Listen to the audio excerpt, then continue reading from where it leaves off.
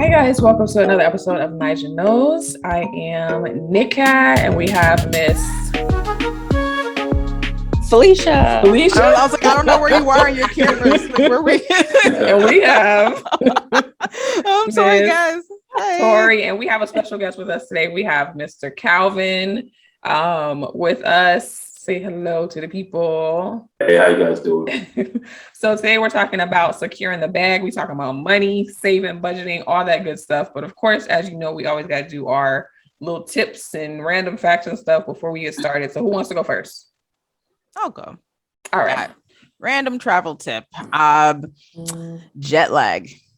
Jet lag, it happens and it happens hard if you're not ready for it. So 2 tips to possibly help you prepare for incoming doom. Try and sometimes it's in your mind. So a good way to kind of like prepare yourself for jet lag is to know the time zone that you're going to. And if you can, set your clock, like set your watch if you have one, or set your phone to the time zone that you're going to, so that every time you look down, you're kind of already mentally kind of putting yourself in that headspace of being in that time. Also, if you can afford to do so, if you're doing something like the cross Atlantic, or you're going really big distances, always try and book an overnight. Book the flight overnight so you can actually get some sleep and start acclimating immediately to the new time frame. It helps to kind of start putting you on that cycle before you get there, so to kind of give yourself a head start versus trying to go through the day. You're gonna be up a whole nother day and Right. and now you hurt because now you're extra tired, whereas if you take an overnight, you can get some sleep to wake up fresh wherever you're going in the long distance. So Okay. Couple tips. All right. That's a good tip. Who wants to go next? All right. Fitness. Fitness. Yeah. So we all know we live in a time where, we see all this stuff on social media and, people, trying to achieve these certain, body types. The biggest thing I can say for people is to set a small goal, because I think what we do is like, we want to do all this stuff. It's like, I want to work on all these things, on the outer. Set something small. Say for the next 3 months, I'm going to focus on maybe losing 10 pounds instead of saying I want to lose 50 pounds. Just set something small. It's realistic. And say if you don't meet that big goal and you still have that small goal in mind, you're not going to be devastated and then, wind up back at ground zero trying to gather up all the pieces again to, Right. get it where you want to. Just small goals, people. Yeah, that's a good one. Yeah. Short-term goals. Yeah. Small bites. Definitely. Yes. So I have my random facts, and as we know, there always seem to be on animals. I thought it would be about a variety of things, but apparently I like animals. Scared of them a little bit, depending on what it is, but I do like them. So this one is about orcas. This is actually one that I kind of jotted down because I was watching like some animal documentaries on HBO Max and Netflix or whatever. So orcas, right? We know them as killer whales. Orca, I couldn't find the Latin name again, but it's actually killer of whales back when whoever first saw them, and it eventually got shortened to killer whales. And of course, we always think of, especially here in Florida, we think of SeaWorld and Shamu and he jumps over the hoop. And, no, these are vicious killing animals. Angry. They are homicidal. Yes, And they will kill a seal just for the heck of it. They won't even eat it. Just like the documentary I was watching, they just played with it, followed it, got the baby away from his mother, tossing it in the air. This poor seal's just like, what the hell is going on? And they're just tossing it around, and they just killed it and left it. Like, these are vicious animals. And they're actually super dolphins. smart though. They're very smart. And they're actually dolphins. They're not whales. We call them whales, but they're actually in the dolphin family, the dolphin species. So I thought that was interesting how we always think of like, oh, he's so cute. No, he's not cute. No. He will kill you. So yeah, those are our tips and random facts. So let's get started. We're talking about money, securing the bag. Calvin, so help us out here. What's the first step? Let's say somebody like me, I'm a single parent.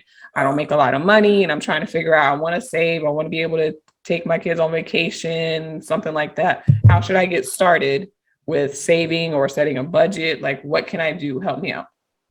Well, I think definitely budgeting is a word that a lot of people are scared of. So I'll just tell you a little bit of history about what me and my family did. I worked at Ford Motor Company for about 12 years, originally from Ohio.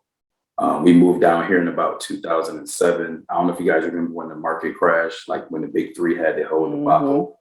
So it just kind of, they were asking people to take a buyout. So we wind up taking a buyout, moved my family to Florida, came here, and the beautiful struggle happened. So just was in a dead end job, decided to better myself, go back to school. And then, one thing kind of led to another. We just kind of start putting ourselves in the right places around the right people that were kind of doing the things that we wanted to do. Fast forward 2012, broke as a joke, $12 to my name. And I decided I never wanted to be in that place again. So just started doing different jobs. I've always worked two jobs. We've always had multiple streams of income is definitely important. So I think putting yourself around the right people that are doing the things that you want to do kind of manifest that. So I wouldn't say there's a right or a wrong way to do anything. It's just you see somebody doing something that you want to do, just kind of getting in that space and getting in that room and just asking questions. I'm a firm believer that you'll never learn anything new from yourself. So I'm always I'm always in learn mode. So I don't know if that kind of makes sense, but it's just the budgeting is the key part of it. We went from, budgeting down to every single dollar to, we come into a place where we're comfortable where it's like, you can kind of adjust that budget every week. So, and I know it's hard being a single parent, only having one income. You have all the responsibility. So in that aspect, I would just say, just kind of tweak it the best way that you can and just kind of make goals. Like you say with the fitness, like Felicia said with the fitness, just small goals. I would say definitely make small financial goals as well. Right. Yeah. And I think Felicia has like a good way that she does hers, which she has talked to me about it before, as far as making sure she has enough to cover everything and doing things like that. I'm still working on the saving part because being a single mom, things come up. Like recently, my car stalled out on me and that cost me $800 to get my car fixed. Thankfully, I put myself in a position where I'm okay. So I have 3 different bank accounts. I have one account that's mine, that's whatever I want to do, that's free money. I have another account that all my child support money, it goes in there. And that for that particular account, my small goal is to next year when my daughter turns 17 is to buy her a car. So I have already calculated. I know how much I should have by the end of next year. My other account is strictly, I calculated how much all my bills are. I get paid twice a month. So I get paid on the 8th and the 23rd. So every time I get paid, I have that set amount. So what I did, I split my bills in half. So say, I think the amount came up to a little over $1,300. So $1,300 every check goes into that account. So I know no matter what, my bills are going to be paid: rent, light, phone, Wi-Fi, all that stuff, car payment, everything comes out. I don't even have to look at it because it's on auto pay. And I know the money's going to be in there because there's always going to be a little overage. So that's just out of sight, out of mind. I know the money's in there. I don't have to worry type thing. But I'm just trying to figure out where does the saving part come in when you're looking, because what happens, something hits you when you see how much money you actually spend in bills and then what you're left with. How do you save at that point? Right. Yeah, that's a good question. Calvin, you got any tips for that? Well, that emergency fund definitely is something that's like you said, you had the $800. So I would just say maybe try to find extra money in your budget. I know a lot of us eat up a lot of money. True. You'd be surprised. I do better with cash. Some people do better with swiping, but to me, if I have the cash, I set myself a budget. I might take $40 out for the week, and that might, I do better with that $40 versus me swiping $3 here, swiping $6 there. that little stuff kind of adds up. So I would just say, try to go through, I know you have your budget set for the month. Just try to go through maybe one less meal, one less going out, per month, one less movie a month. I know we're in a pandemic, but just little things like that add up. Mm-hmm. And another thing that we did is we have jars, like plastic containers in the closet.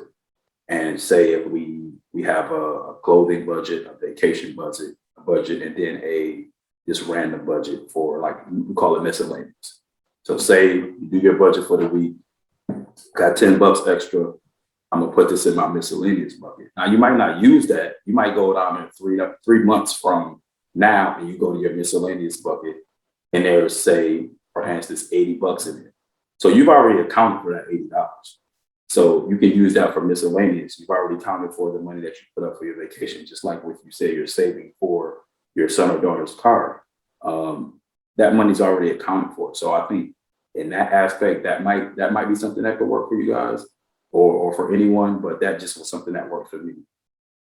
So it's basically like if I've already set a $40 budget, whatever it is for the week, anything that's extra from that, I'm already putting into that bucket, whatever bucket it is, and it's already been accounted for. So it's not like I'm taking extra out of my, money. Gotcha. Say you spend 27 of that 40, you put the 13, Put the 13, or whatever. gotcha. You can go back in 3 months from now and it might be $120 that you've already accounted for that money allocated to somewhere. A lot of people might not get that detail to it, but we've been in a place where we had to be that detailed, week to week. We were saving for our house. We were saving for our second home. So just stuff like that. It's all about what works for you. There's so many different tools. A lot of people, they won't spend anything under a 20. So if you break a 20, they might put the $15 in a jar or in a bucket or up or something like that. Or even change kind of works too as well. Yeah, I think that's a good way to definitely think. I know recently I was talking to Felicia about it, but I'm looking at my bank account.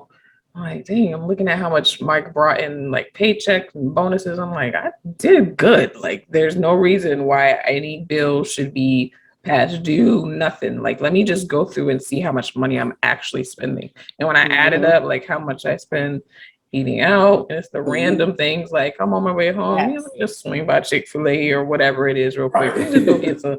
Go get a Amazon couple for me. girl, look, Amazon got Yeah, most of my Amazon. money. I feel Right. like I keep Amazon in business. Like Joseph Right. will open the door, like, dang, mommy, another one. Like, don't worry about it. Just put it in my room. I know. Or I'll be out like, Joseph, my package came. Just go get it. Just go pick it up. And hey, small things like that, they just add up. Yeah, They really do. You look at your budget. They definitely Like, do. oh, I Between spent- that and then like all the subscriptions, $12.99, $3.99, and Apple $14.99. is like a thief in the night. Like I woke up this morning, like, what y'all taking $12 from now? I feel like I Girl. just gave y'all $12. I So went through and I those- deleted all that Yeah, I stuff. had to That's go through my dangerous. subscriptions and be like, wait. Yeah. I'm like, wait, what is $5, $2, $3, $12, $50? Yeah. What? Mhm. Yeah, Netflix, because when I Hulu, added up, HBO it was Max. like that's $100+ just in Yes. those little, subscriptions. Like, oh, that ain't nothing. $12. I Yes. could do that a month. Yeah, it adds up It very adds up. quickly.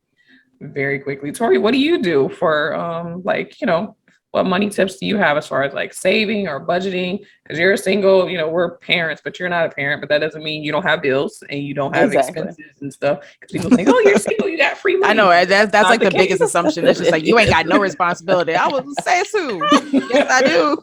There's things that need to get paid. There are things I'm saving up for. And I usually set up my savings based on like goals and things that I know that I want to set things aside for. So obviously there's the emergency fund, but like, for example, I'm looking to do a yoga certification next year, which is going to cost money. So setting aside that, but what I usually do is I start directly from my paycheck. So I have 2 bank accounts, and I have a chunk of my paycheck.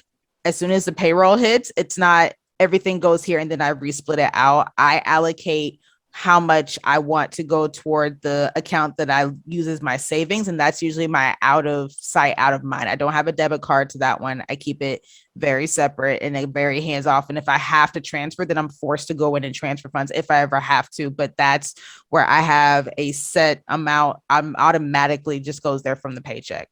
So what I see in my main account that's connected to my debit card that I use all the time, it's always less that. And I adjust that as I need it. If I feel like I can throw more and that I don't need from my main paycheck, I'll change that up at work and have it, be more. And then also in work, my company does a really good job with their 401ks. They have a great portfolio and they match. And so the first thing I did was figure out how much they match. And then I hit that maximum. And then goal is every year to up it by 1%. You don't really feel 1%, but it adds up really, really, really, really quickly. So like my company matches 6%. So when I started 2.5 years ago, going on 3 years now, I matched it at 6%. And then the following year I bumped it up to 7%. And then now I'm at, 8%. And then as soon as we get that new cycle, I'm gonna bump it up to 9%. Goal is 10%. I want to see 10% of my paycheck go toward my 401k automatically. And then I take whatever, like I said, I take the amount that I want to put in savings de facto. That one I don't even see it. It just comes out and goes into that account. And then that's always kind of nice too, because when I do look at that savings account, then I'm like, ooh, okay, yay. And out of that is like emergency fund and then also savings for things that I want to do. So different like retreats and things that I want to save up for. And it's incremental and you don't think that it's a lot. Like even something as if you can figure out, if you get your budget together and you realize there's an extra like $250 a paycheck that you don't need. And if you can put it out of sight, out of mind, if you don't think about it, you throw it over there, you get paying twice a month. That's $500 a month that you just saved without even thinking about it. Right. Mm-hmm. So Yeah, that makes sense. For me, it has to be out of sight, out of mind, because money for me personally burns a hole in my pocket. Like it burns hard. I'm like, ooh, like me and Tori shopping together is not good. It's not good. Because I will encourage you to buy it. Get it, girl. It's cute. I'm like, oh no, that's so cute. But then you'd be like, well, I don't know if I need it. I was like, I don't think you need it either, but girl, it looks so good. And then it's just like, whoop. Another option that you guys might want to look at too is instead of a savings account, if your bank has a money market account. Yes. Mm-hmm. If it's money that you don't plan on touching, you'll get a better rate keeping in the money market. Yeah.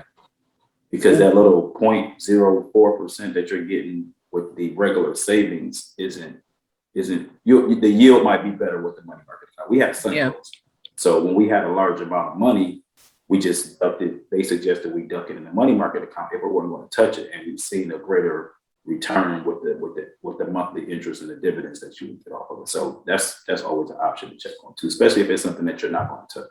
Yeah, jump on that. Money markets. Shop around.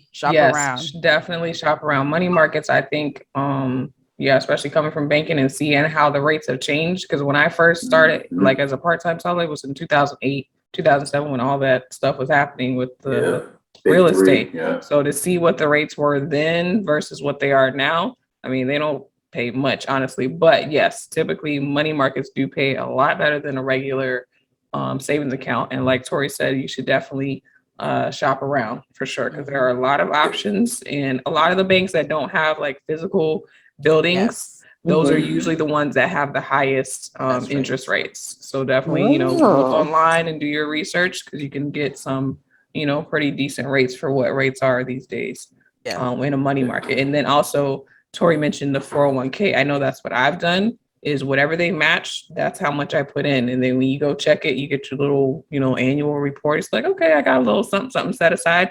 And then also the company I work for, they also have a stock option. So they give you some, and you can also purchase some on your own. So if that's available, definitely take advantage of that. Because when we get that, that report or that little notice in September or whenever it is that they do it, like, hey, you got this, You can withdraw it or you can, reinvest it. If you need to withdraw it, obviously that's a little extra chunk that you can even maybe put into your money market, or just reinvest it and just let it sit and let it grow. So if you have those options, I would say definitely, take advantage of those, because that's a little extra little fallback. That's, like you said, Tori, out of sight, out of mind, but it's there Yep. if you needed it. Yeah. So I think all of those things are definitely good. One of the other things that we had sort of spoke about earlier, Calvin and I, was the importance of credit. I think that's a big one, because Yes. you need credit for everything these days. Like, you just need it. You need it for a credit card. You need credit to get a credit card. like credit is important. I know for me, like, my mom tried her best, to teach finances, but there are certain things that were missed because they weren't important during her time frame. It wasn't like it is now. Credit being one of those things. So I kind of had to fall on my butt and learn how to bring myself back up. But credit is so important. So Calvin, what would you say about, building credit? I got about four key things. The first thing is to always check your credit score. I have like at least 2 or 3 credit apps. I'm not too big on Credit Karma because it's free. So I like see, all right, okay. So I like it's super very behind. It's very inaccurate. You think you got a 780? You're not. They don't give you your accurate score. No. No, that's definitely not accurate. So the one I use is I use my FICO scores, and I think my wife uses Experian. So it's $19 a month. They update your scores every month. It's definitely worth investing in that. When you check your credit score, that allows you to fix the errors, dispute anything, see if Pony got a motorcycle in your name over in another country or something like that. So I think that's the number one thing: checking your credit score, making sure there are not any errors, always paying your bills on time. When you look at the length of, you get that notification, oh, you paid your bills 13 months on time. A lot of companies, I think, that credit, that trustworthiness and that credit, it definitely helps. Unfortunately, my credit was kind of jacked up from the beginning. My mom got some stuff in my name, using my credit card and got some stuff. So, but that's not uncommon though. That happens. Yeah, 17. So happens. I had to build, I had to rebuild my credit like at an early age. So I kind of, just establishing credit and getting to that place to get credit. So definitely, I kind of struggle with this a little bit, just being transparent, keeping my credit utilization below 30%. I didn't know how much of a weight that held on your score, but sometimes that's just not always the case, because I'm not a big debit card user. I would rather use my credit card for, say, you got to get groceries. My Discover card might give me 3% back for using the groceries. So I'll use that card, pay the $200 for groceries, get my 3% back, pay the card off. So sometimes my credit utilization is not always right at 30. So that's something that I'm kind of working on to get better at it. And then just like paying down other debts. You might have $8,000 worth of credit card. It might seem overwhelming, but I would just try to pay those small ones down first. And then I know Credit Karma gives you that tool, the simulator, or whatever. That's usually never accurate. You pay $3, your credit score will go up 400 points, but that's usually not accurate. So other than that, definitely keeping old credit cards open. You might have that one credit card that kind of helped you establish credit maybe 5 or 6 years ago. Just keeping that account open, put a bill on auto pay on you. You got to pay your cell phone every month. Just put it on auto pay. Then just go in there and put the bill on auto pay, and then put the credit card on auto pay. So, and then just not taking out credit unless you really, really absolutely need it. The higher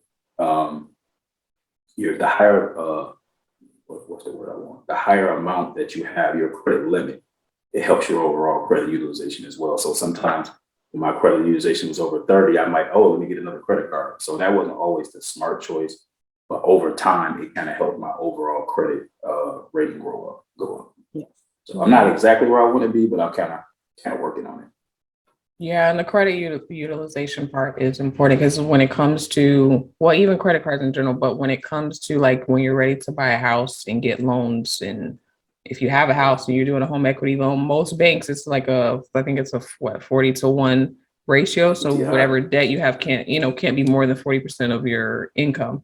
So Mm-hmm. definitely keeping track of how much you're using, paying down ones when you can or when you need to make sure. So when you are ready to apply for that mortgage or whatever it is, you know, You're in a have good spot. right, exactly. You have the Yep. history for the bank to say, okay, no problem. So yeah, definitely building credit. I know for me, it was a rebuilding type of a thing and paying things off and definitely checking because actually recently, this was like last year, I'm like, I hadn't checked it probably in a couple of years as far as seeing the details on it. And so I went, I'm like, what is this? And there was a few things on there. So I disputed all of them. They got taken off and my score went up like 60 points or something like that. It was crazy. So definitely knowing the details on your credit report because you get a free one every year from all three of the credit bureaus. So make sure you do the Equifax, Experian, TransUnion, getting those details, disputing whatever you need to dispute and getting things removed. And even things that maybe, over a certain amount of time, you have to look at the details for that. But certain amount of years old, you can still get them removed if they're still showing up. Like I had one it was a credit card that was paid, but I had paid it late, however many years ago, but it was still there. And it showed it was paid, but it was still there and was showing as hurting my credit. So I disputed it. Capital One updated it and, my score went up. They removed the delinquency or whatever. Y'all know what I'm saying. Whatever that thing is. Yeah. Took it off. That thing. That thing.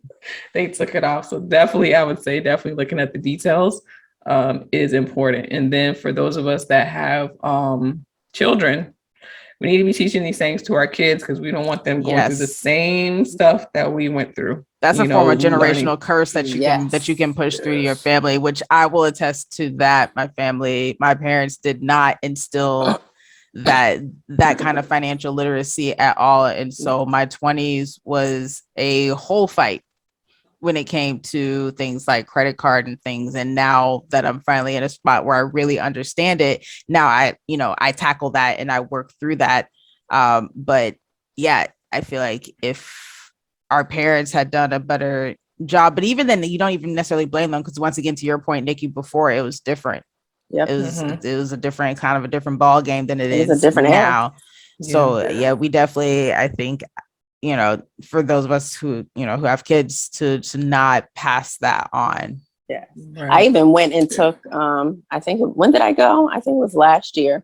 I made an appointment. I took her to the bank with my bank. I bank with 3 different ones, but my primary one, that's just for me. And I've been with them for almost 20 years, is Bank of America. I took her to the bank. I made an appointment. We sat down with someone. I think we were there for about 45 minutes and he explained everything to her. And he even said, if you have any questions, if you're confused about anything, just call, ask me. The account she has, of course, you can't overdraft or anything, but I thought it was important. She's getting older. She's going to be 17 soon. I know she's talking about going off to college at some point, getting a job. You're going to have to do direct deposit. You're going to be, managing your own finances at some point. And something that I didn't do until I went off to college was get a bank account. I didn't know what I was doing. So it's very important to teach them early. So they're not, flailing around once they do get out there and they get a job and they're like, ooh, money. Okay, now what? Right. And then it's important too, because it does sort of, I know in my case, it sort of makes them in a way appreciate you more if you have, I think we have decent kids because I know mine when it's like, you want what now? Okay, so go get your money. Oh, it hit different when they got to spend their money. Then he started thinking about it. It was your money. How bad I would want to spend your money too. Exactly. You give me that opportunity. Nah, I don't need it. Do I need to spend $40 on Uber Eats for one hamburger and fries? Nah, I don't really want it. Let me go see what's in the kitchen. Exactly. Yeah. Exactly. Now you know what it's like when you're asking me for all this stuff and you think that I'm just supposed to just go out and buy this stuff. We got food at the house. Like, I don't want that, bro. I don't know what you're gonna do. It's like you want to eat or do you want, like, you got to pick something, So if you get in that kitchen and figure it Life decisions. Like, Yeah. Yeah, but I think it's so important to teach your kids that as early as you can. I even saw one for like little kids, I guess, maybe like Caleb's age where they're 8. It's like a little card like that you give green them light with their card? picture. With a Yeah. picture on it. Live Yeah, I seen the light. lady. Yeah, which I don't know Yeah, if I so trust them with a card out and Yeah. about, but at least the budgeting skills. I've seen some like videos and posts and stuff where people do something similar, but it's like a home bank account. So they treat it the same way, but it's their, money that they're keeping at home for their, the younger kids that you don't want running out around with a debit card. Yeah. So definitely teaching your kids, I think, is so important, so that like what Tori was saying with the generational curses and all that with the financial, you can let's break them. that. Let's break them now. break it so that when they get out in the world, like I tell mine all the time, like you got it made.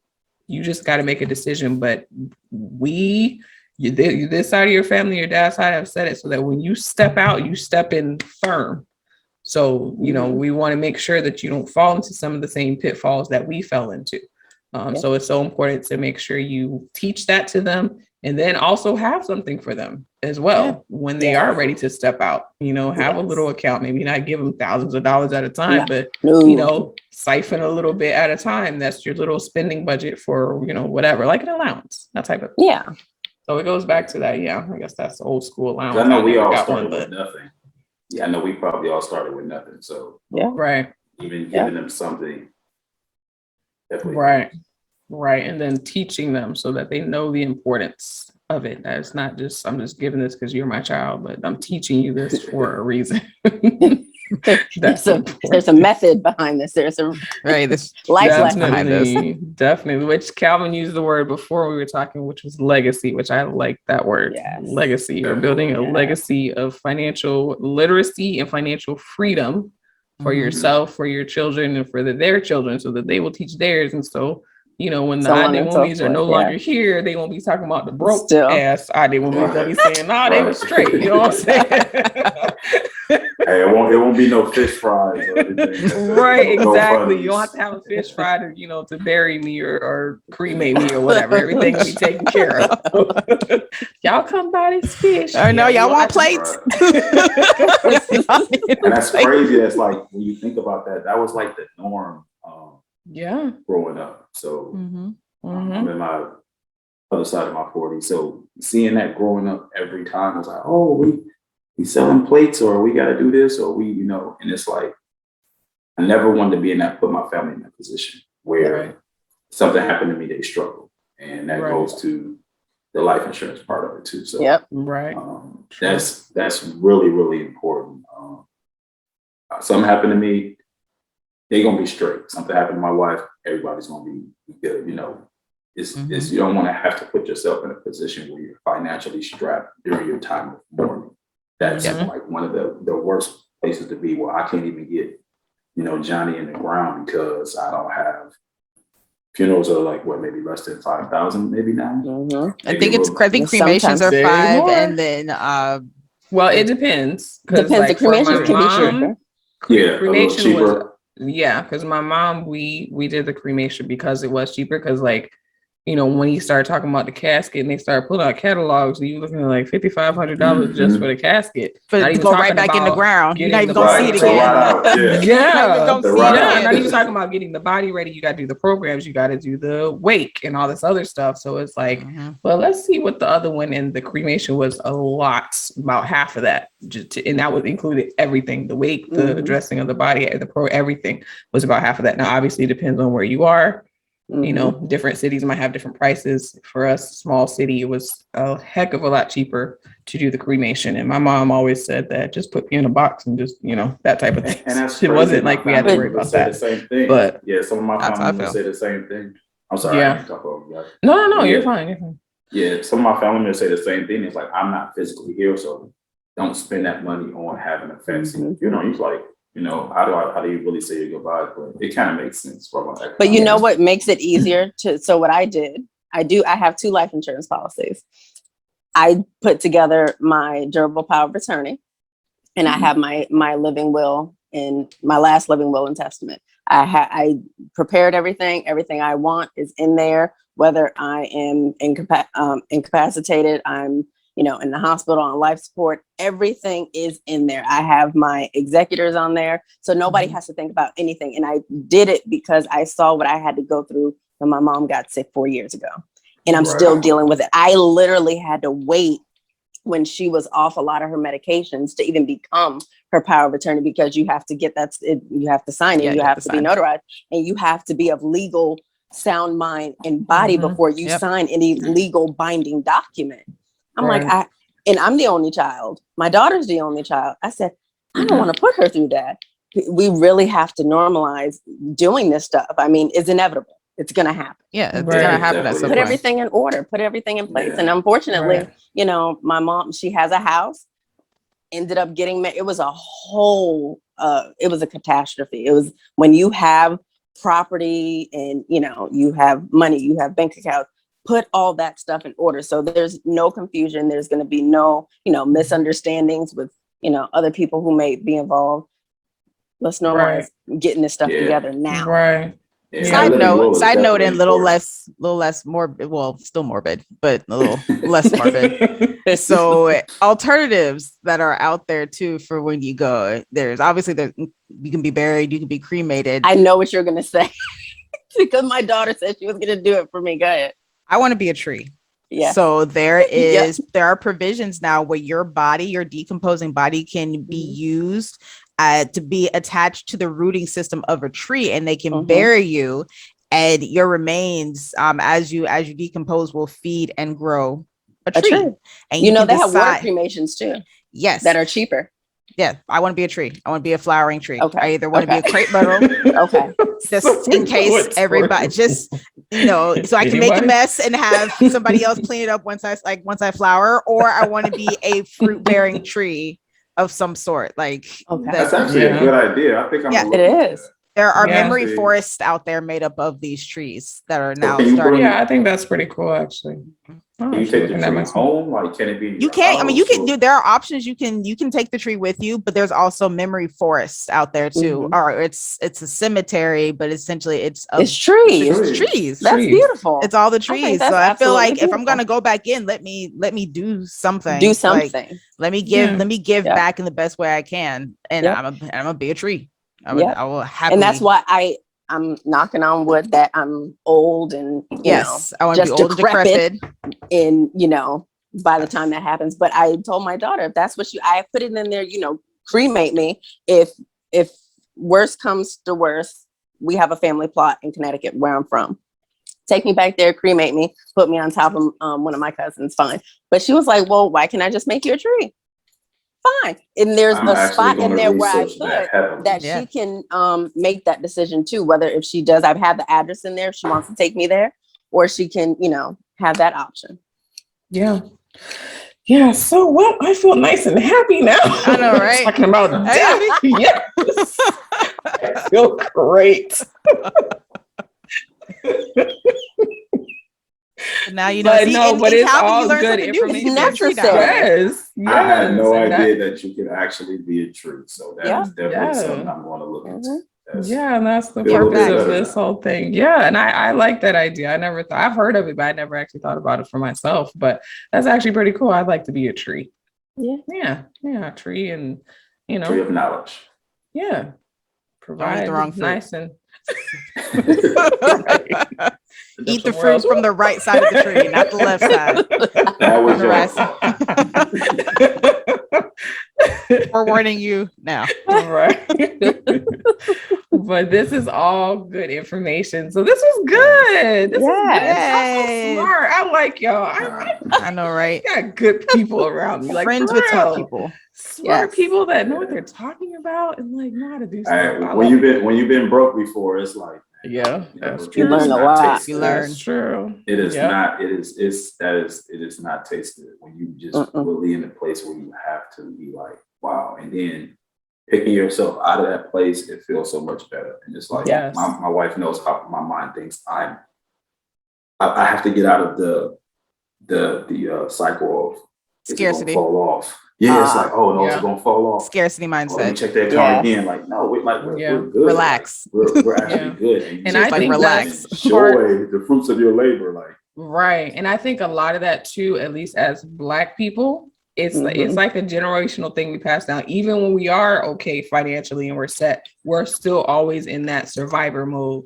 And it has to do Yes, with the ma'am. society and, you know, history of certain things, but we're always in survivor mode. And I was thinking about it actually just the other day. I want to, you know, when I was thinking about this, I don't want to be in survivor mode all the time, regardless of whether I'm good or not. I want to just live. You know what I'm Live. saying? I Just just want be, to just, yeah. just Live. be. Create and not that always have to think balance. about what if, or this is against me. No, I just want to just be. So that's the ultimate goal, you know, for this particular segment or with the financial literacy is like, we want to just be comfortable. We want to just be. And not have live to be. now Enjoy. because it's sad. You don't want to like, so a lot of people get so fixated on being financially, you know, set that they forget to live now, and then you get old and you got all and this then you're money, like, but what now happened? you Where get did my old life and all go? that money, and all that money you saved is just going to your doctor's bills. I mean, like Yeah. you don't actually get to enjoy it. So find a happy medium in pursuing financial security, but also live your life. Like Balance. don't forget to Balance, people. live. Yes, While our balance. knees are still Not too okay. Right. And also living does not always consist of money. Like we always think vacation, we got to go here, we got to go there. A lot of things that I actually like to do don't cost money other than the gas it takes to get there. I love the beach. I like to be around water. It doesn't cost me anything other than the gas to get there. So even think of things like locally where you are you do a, you know, they call them staycations, where you don't have to spend money. You don't have to necessarily, you know, dip into your big vacation budget. You can do a lot of things locally and have a blast. I know some of the best times I've had have been right here in Florida, right here where I am, and I had myself a good old time. So also consider that when you're thinking about your budget and vacations and things like that. Think of things locally where you don't have to spend a lot of money. Yeah, so many places where we haven't been. I mean, we've been here 14 years, and it's like we haven't been here. We haven't been there. So many different places. Like we actually, you know, live where people vacation. So we have that luxury, like you said, just going to the beach and maybe paying the park. So stuff like that definitely is important, I think, as well. Yeah. Yeah, and there's literally all types of stuff. This page, I will shout out this page. It's called Stuff to Do, but they have it for different cities. So there's like stuff to do in Tampa Bay, stuff to do in Orlando. And when you go to their page, they literally have all these little spots, hole in the wall spots, places that are free, completely free, and different things to do. I love going to their page because that's how I find out about a lot of like cool things to do. So shout out to them. But yeah, this is a great episode. Thank you, Calvin, so much for being on with us. We really appreciate it. Thank you guys for having me. Thank you so much. Yes, we appreciate you. And of course, you know I love y'all. Of course. Air hug. All right. Any last thoughts, last comments, anything else anybody want to say? Calvin, anything you want to say? I just got a small joke. It's a little corny. I just want to Okay. So We like jokes. jokes. We like that joke. Come on. If the best way to teach your kids about taxes is to get them some ice cream, eat 30% of it, and give it back to them. Oh. Well, I do that with my niece and nephew anyways. Okay. So that's how you teach them about taxes. Oh, good. I told you it was corny. I don't have teach them kids. how taxes work. Hey, eat, or whatever. Eat 30% of that cheezeburger and give it back to them. That's taxes. Listen, the way food is around my house, I don't get a chance. It's already gone. Right. They already ate 80 before I can get to 30. Right. But I guess Definitely, that guys, is a thank good you guys way. for having me. It was a blast. It was my first time. I was a little nervous, but I definitely appreciate the dialogue. And I'll see you at work. Well, actually, I won't see you at work. Oh no, yeah, because they sent us back home now. So back at It's home. so empty now. I love it. Yeah, I mean, and after the October day, I'll probably come in at least one day, maybe. At least one day, but we'll see. Nobody there. We'll see. She ain't coming. She ain't coming. Yeah, that's why I said we'll see. Not making any promises. But yes, thank you again, Calvin, for being on. But that is it for us. All right, y'all. Peace out. Bye, guys. Peace. All right, have a good one. Bye, everybody.